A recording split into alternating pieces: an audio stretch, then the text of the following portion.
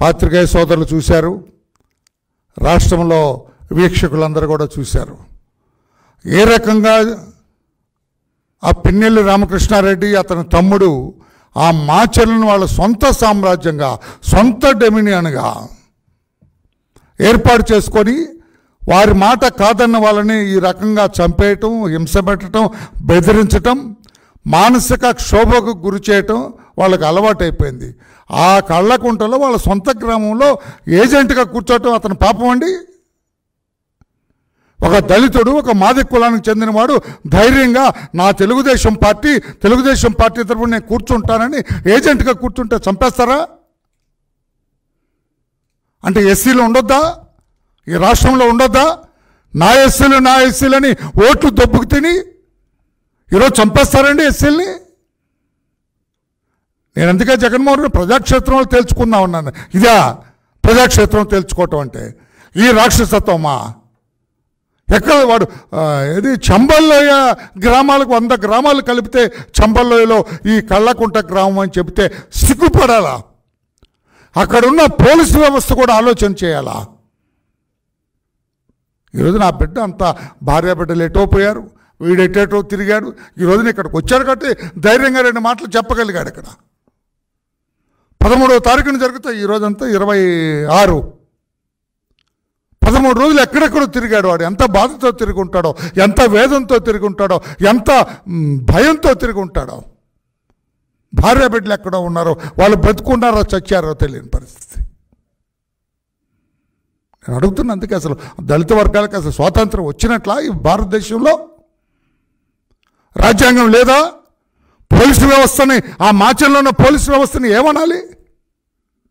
వాళ్ళు పోలీసులా?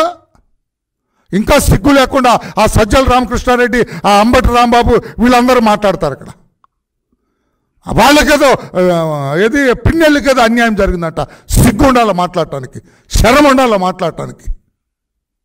ఏం సమాధానం చెబుతారు? ఈ మాదిగ కులస్తులైన ఈ మాణిక్యరావుకి, వాడి భార్య బిడ్డలకి ఏం సమాధానం చెబుతారు మీరు? తప్పకుండా ఈ విషయాన్ని డీజీపీ దృష్టికి తీసుకెళ్తాం, ఎలక్షన్ కమిషన్ దృష్టికి తీసుకెళ్తాం. ఇప్పుడు ఈ విషయాన్ని అతన్ని వెంట పెట్టుకొని మా ప్లేడర్ గారు మంగళగిరి రూరల్ పోలీస్ స్టేషన్కి వెళ్తారు. అక్కడ 0 FIR రిజిస్టర్ చేయమని కూడా అక్కడ కంప్లైంట్ ఇస్తారు. తప్పకుండా ఇతన్ని చంపడానికి ప్రయత్నం చేసి, మానసిక క్షోభకు గురి చేసి, భార్య బిడ్డలను కొట్టి ఆ వీడియో చూపించడం ఏంటంటే ఏమి సంస్కృతి రా మీది, మీ దుంపల దాకా. నిజంగానే చంబల్లోయ ఆ దుర్మార్గుల కంటే మీరెక్కువలా కనపడుతున్నారు. భార్య బిడ్డల్ని కొట్టే వీడియో తండ్రికి చూపిస్తే, తన బిడ్డల్ని కొట్టే వీడియో, భార్యని కొట్టే వీడియో చూపిస్తే వాడు మానసికంగా ఎంత క్షోభకు గురై ఉంటాడండి. ఇదేమి దుర్మార్గపు ఆలోచన? ఇదేమి మీ రాక్షసానందం? ఇదేమి దెయ్యాలు రాక్షసులు చేస్తారు ఇట్లాగా? చాలా బాధగా ఉంది, చాలా బాధగా ఉంది. తోటి కులస్తులుగా నేను చాలా బాధపడుతున్నాను.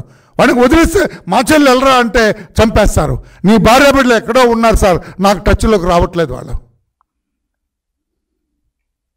అందుకని నేను ఎలక్షన్ కమిషన్ అడుగుతున్నా, డీజీపీని అడుగుతున్నా, సిఎస్ చీఫ్ సెక్రటరీ గారిని అడుగుతున్నా, వాట్ ఈస్ దిస్? ఆంధ్రప్రదేశ్ రాష్ట్రంలో ఉన్నామా? ఏదైనా డిక్టటోరియల్ గవర్నమెంట్లో ఉన్నామా? ఏదైనా టెర్రరిస్ట్ గ్రామంలో ఉన్నామా? ఒక్కసారి ఆలోచన చేయండి అని చెప్పి కూడా తెలియచేస్తూ, పాత్రికేయ సోదరులారా, మీరు కూడా ఇవన్నీ కూడా అన్నీ ఉన్నట్టు రాయాలా, ప్రజల ముందు పెట్టాలా?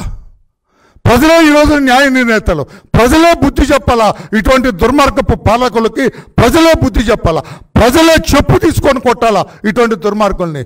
సారీ, నేటువంటి మాట నా నోట రాదు, కానీ తప్పదు. వాడి బాధ చూసిన తర్వాత ఎక్కడికి వెళ్తారు వాడు? లక్కీగా చంద్రబాబు గారు అది గమనించాడు కాబట్టి, చంద్రబాబు గారు నాకు డైరెక్షన్ ఇచ్చారు కాబట్టి వచ్చాడు. వాడు ధైర్యంగా ఉన్నాడు. వాడు భోంచేయాలంటే భోంచేయాలి, నాకు ఎక్కదండి, నా పిల్లలు తిన్నారో లేదో నాకు తెలియదండి, నేను తినలేనండి అని చెప్పి భోంచేయలేదు వాడు. ఇంత దుర్మార్గం పనికిరాదు. మీరు దేవుడు కూడా ఉన్నాడయ్యా, దేవుడు ఉన్నాడు. దేవుడు ఏలో లోకం పోయినా కదా, ఇక్కడే శిక్ష చేస్తాడు దేవుడు. అది కూడా గమనించాలని చెప్పి కూడా ఈ దుర్మార్గపు పాలకులకి గుర్తు చేస్తూ ఇది చెప్పాలని అతని మాటల్లో మీకు వినిపించాలని మిమ్మల్ని ఆదివారం అయినా కూడా పాత్రికేయ సోదరులారా మిమ్మల్ని డిస్టర్బ్ చేయడం జరిగింది. Sorry for that. బట్ అతని ఆవేదన, అతను ఈ 10 రోజులు 13 రోజులుగా పడిన మనోవేదన, మానసిక క్షోభ ఇదంతా కూడా రాష్ట్ర ప్రజలకు తెలియాలని చెప్పి కూడా తెలియజేస్తూ, తమ్ముడు నువ్వు అధైర్యపడొద్దు, నువ్వు ఒంటరివాడివి కాదు, నీ కుటుంబం ఒంటరిది కాదు. చంద్రబాబు నాయుడు గారు, తెలుగుదేశం పార్టీ, వరలరామయ్య అని నేను కులవాడిని, నేను ధైర్యంగా చెబుతాను, నేను కులస్తుని, మేము తోడుగా ఉంటాం, నీ మీద ఈగ వాలకుండా చూస్తాం, ఆ రాక్షసుల చూపు నీ మీద పడకుండా చూస్తామని చెప్పి తెలియజేస్తూ పోలీసు వ్యవస్థ కూడా మమ్మల్ని హుషార్, ప్లీజ్ టైట్ అవర్ బెల్ట్స్, మీ బెల్ట్ బిగించండి, లూజ్గా ఉన్నది 5 ఏళ్ళు మీ బెల్ట్, టైట్ చేయండి మీ బెల్ట్ని, ఇటువంటి జరగకుండా చూడండి అని చెప్పి కూడా పోలీసు వ్యవస్థకి విజ్ఞప్తి చేస్తున్నాం. ఎస్సీ కమిషన్ దగ్గర కూడా ఆ బిడ్డను తీసుకెళ్తాం, ఆ బిడ్డ బాధలన్నీ కూడా అక్కడ కూడా మొరబెట్టుకున్నట్టు చేస్తాం. పోలీస్ స్టేషన్ కూడా మా ప్లేడర్ గారు తీసుకెళ్తారు. ఇదంతా కూడా దయచేసి మన రాష్ట్రంలో మాచర్లలో జరుగుతున్నది పరిస్థితులు ఇవి. జగన్మోహన్ రెడ్డి గారి పరిపాలన 5 ఏళ్ళు ఎలా ఉంటుందంటే మచ్చుకి ఇది ఇతను నిదర్శనం అని చెప్పి కూడా తెలియజేస్తున్నాం. Thank you everybody. Any question on this, you are at liberty to ask me.